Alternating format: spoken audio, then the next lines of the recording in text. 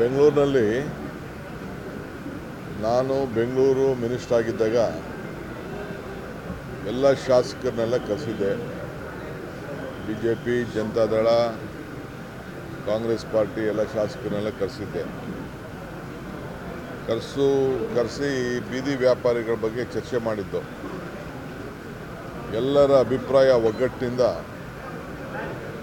ಬೀದಿ ವ್ಯಾಪಾರಿಗಳನ್ನೆಲ್ಲ ಎಲ್ಲೆಲ್ಲಿ ಟ್ರಾಫಿಕ್ಕಿಗೆ ತೊಂದರೆ ಆಗ್ತಾಯಿದೆ ಅವ್ರನ್ನೆಲ್ಲ ತೆರವುಗೊಳಿಸಬೇಕು ಅನ್ನೋದು ಎಲ್ಲ ಒಟ್ಟ ಅಭಿಪ್ರಾಯ ಆಗಿತ್ತು. ಮೂರು ಪಕ್ಷದವ್ರದ್ದು ಅಭಿಪ್ರಾಯ ಆಗಿತ್ತು. ಆ ಪ್ರಕಾರ ಕೆಲಸ ನಡೀತಾ ಇದೆ. ಆದರೆ ಅವರಿಗೆ ಸೈಡಲ್ಲಿ ಹಾಕ್ಕೊಳ್ಳಿ ಅಂತ ಹೇಳಿದ್ದೀವಿ. ಆಮೇಲೆ ಸುಮಾರು 60,000 ಜನ ನಾವೊಂದು ಸರ್ವೆ ಮಾಡಿಸಿದ್ದು. ಅವ್ರಿಗೆಲ್ಲ ಗುರುತಿನ ಚೀಟಿ ಕೊಡಬೇಕು ಅಂತೇಳಿ ಕೆಲವರೆಲ್ಲ ಸರ್ವೆ ಮಾಡಿಸಿಟ್ಟಿದ್ದೇವೆ. ಒಂದು 30,000 ಜನ ತಳ್ಳೋ ಗಾಡಿಗೆ ವಿವಿಧ ರೀತಿ ವಾಹನಕ್ಕೆಲ್ಲ ಅರ್ಜಿ ಹಾಕ್ಕೊಂಡಿದ್ದಾರೆ.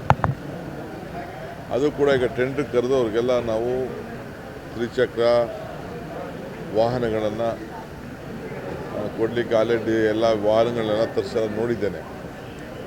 ಸೊ ಅದು ಕೃಷ್ಣ ಬೈರೇಗೌಡರು ಮಾಡ್ತಾರೆ, ಹೇಳಿದ್ದೀನಿ ನಾನು. ಆದಷ್ಟು ಜಲ್ದಿ ಅವ್ರಿಗೆಲ್ಲ ವಾಹನ ಕೊಡಿ ಅಂತ. ನಾವೇನು ನಿಗದಿ ಮಾಡ್ತೀವಿ ರೋಡ್ಗಳು ಅಲ್ಲಿ ಅವ್ರು ಇಟ್ಕೊಳ್ಳಿ. ಅವ್ರಿಗೇನು ನಾವೇನು ಯಾರಿಗೂ ಹೊಟ್ಟೆ ತೊಂದರೆ ಮಾಡಬೇಕು ಅಂತಿಲ್ಲ. ಬೀದಿ ವ್ಯಾಪಾರಿಗಳು ಇರಬೇಕು. ಆದರೆ ಹಂಗಂತ ಮೇಯ್ನ್ ರೋಡಲ್ಲಿ ಹಾಕ್ಕೊಂಡು ಕವರ್ ಹಾಕ್ಕೊಂಡು ಮಾಡೋಕ್ಕೆಲ್ಲ ಆಗಲ್ಲ. ಯಾಕೆಂದ್ರೆ ಎಲ್ಲ ಸುಪ್ರೀಂ ಕೋರ್ಟಲ್ಲಿ ಕ್ಲಿಯರಾಗಿ ನಮಗೆ ಡೈರೆಕ್ಷನ್ಸ್ ಇದೆ. ಸೊ ಕೋರ್ಟ್ ಪಾಲನೆನೂ ಮಾಡಬೇಕು, ಜನರ ಅಭಿಪ್ರಾಯನೂ ಕೇಳಬೇಕು. ಸೊ ಅದಕ್ಕೆ ನಾವು ಈ ತೀರ್ಮಾನ ಮಾಡ್ತಾಯಿದ್ವಿ. ಮುಂದಕ್ಕೆಲ್ಲ ಸ್ವಲ್ಪ ಕೆಲವ್ರಿಗೆ ಕಠಿಣವಾದಂಥ ತೀರ್ಮಾನ ಆಗ್ತದೆ. ಒಂದು ನಿಮಿಷ,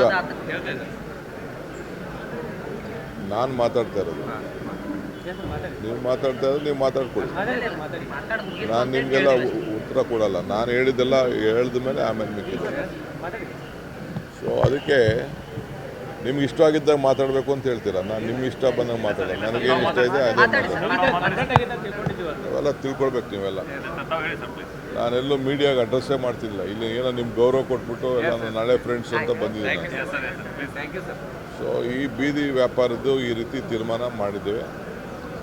ಇವತ್ತು ನಾನು ಏನೇನು ನಮ್ಮ ಕೃಷ್ಣ ಬೈರೇಗೌಡರು ಕಾರ್ಯರೂಪ ಮಾಡಿದ್ದಾರೆ, ಇದು ಅವರೊಬ್ಬರ ಮೇಲೆ ಬಿಡುವಂಥ ಪ್ರಶ್ನೆ ಅಲ್ಲ. ಇದು ಇಡೀ ಎಲ್ಲ ಶಾಸಕರು, ಬೆಂಗಳೂರು ಶಾಸಕರೆಲ್ಲ ಸೇರಿ ನಾವು ಪೊಲೀಸ್ ಅಧಿಕಾರಿಗಳ ಹತ್ರ ಕೂಡ ಚರ್ಚೆ ಮಾಡಿ ಈ ತೀರ್ಮಾನವನ್ನು ಕೈಗೊಂಡಿದ್ದೇವೆ.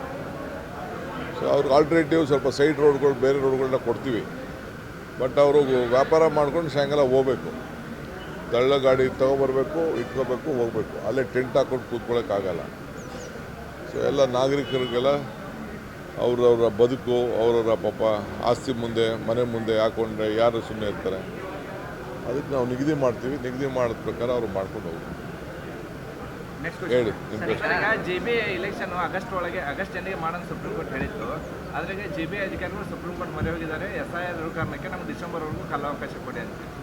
ನೋಡಿ, ಅವರು ಕೊಡಲ್ಲ ಅಂತ ಈಗಾಗಲೇ ಹೇಳಿದ್ದಾರೆ. ಲಾಸ್ಟ್ ನಿಮಗೆ ಆಗಸ್ಟ್ ಅಂತ. ಬಟ್ ವಾಸ್ತವಾಂಶ ಸ್ವಲ್ಪ ಸಮಸ್ಯೆ ಇದೆ ಅವ್ರ ಅಧಿಕಾರಿಗಳದು. ಅವ್ರಿಗೆ ಬಿಟ್ಬಿಟ್ಟಿದ್ದೀನಿ. ನಾನು ಇದಕ್ಕೆ ಇಂಟರ್ಫಿಯರ್ ಆಗಲ್ಲ. ನಾವು ಸಿದ್ಧತೆ ಏನು ಮಾಡ್ಕೊಳ್ಬೇಕು, ಎಲೆಕ್ಷನ್ಗೆ ಸಿದ್ಧತೆಯನ್ನು ನಮ್ಮ ಪಕ್ಷಗಳಲ್ಲಿ ನಾವೆಲ್ಲ ಮಾಡ್ಕೊಳ್ತೇವೆ. ಒತ್ತಡ ಏನಿಲ್ಲ. ನಮ್ಮ ನಾಯಕರು ಇವತ್ತು ನಾಳೆ ನಮ್ಮ ಬರ್ತಾರೆ. ಬಂದ ಮೇಲೆ ಯಾವತ್ತು ಅವ್ರು ಕರೀತಾರೆ ನಾನು ಅವತ್ತು ಹೋಗ್ತೀನಿ.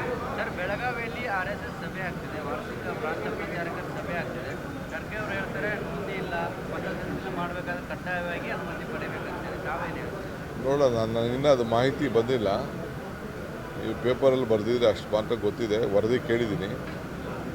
ಆಮೇಲೆ ಕಾನೂನಲ್ಲಿ ಯಾರಿಗೇನೇನು ಅವಕಾಶ ಇದೆ ಆ ಅವಕಾಶಗಳಿಗೆಲ್ಲ ಸಿಗ್ತದೆ. ಕಾನೂನಲ್ಲಿ ಅವಕಾಶ ಇಲ್ಲ ಅಂದರೆ ಅವಕಾಶ ಸಿಗೋದಿಲ್ಲ. ಒಬ್ಬೊಬ್ಬರಿಗೆ ಒಂದೊಂದು ಮಾಡೋದಲ್ಲ. ಮೋಡ ಬಿತ್ತನೆ ಬಗ್ಗೆ ಭಾಳ ಡಿಮ್ಯಾಂಡ್ ಇದೆ. ನಾನು ನಮ್ಮ ಲೀಗಲ್ ಅಧಿಕಾರಿಗಳು ಮತ್ತು ನಮ್ಮ ಫೈನಾನ್ಸ್ ಡಿಪಾರ್ಟ್ಮೆಂಟ್ ಹತ್ರ ಮಾತಾಡಬೇಕು. ಶಾಸಕರೆಲ್ಲ ಭಾಳ ಒತ್ತಾಯ ಮಾಡಿ ಹೇಳಿದ್ದಾರೆ. ಪರಿಶೀಲನೆ ಮಾಡ್ತೀನಿ. ಏನೇನು ಸಹ ಮುಂದಿಟ್ಟಿದ್ರು, ಏನೇನು ಬಗೆಹರಿಸಿದ್ರೆ, ಏನೇನು ಹೊಸ ಯೋಜನೆಗಳನ್ನ ಜಾರಿಗೆ ತರ್ತಾರೆ ಅಂತ. ಸದ್ಯಕ್ಕೆ ನಾನೀಗ ಹೇಳಿದಷ್ಟು 2 ವರ್ಷ ಅದು ಚಾಲನೆ ಆಗೋಂಥ ತೀರ್ಮಾನಗಳನ್ನು ನಿನ್ನೆ ಕಿತ್ತೂರು ಕರ್ನಾಟಕದ ಸುವರ್ಣಸೌಧದಿಂದ ತೆಗೆದುಕೊಂಡಿದ್ದೆ. ಎಲ್ಲ ಉಂಡಿಗಳಲ್ಲೂ ಕೂಡ ದುಡ್ಡು ಭಾಳ ಹುಷಾರಾಗಿಡಬೇಕು ಅಂತ.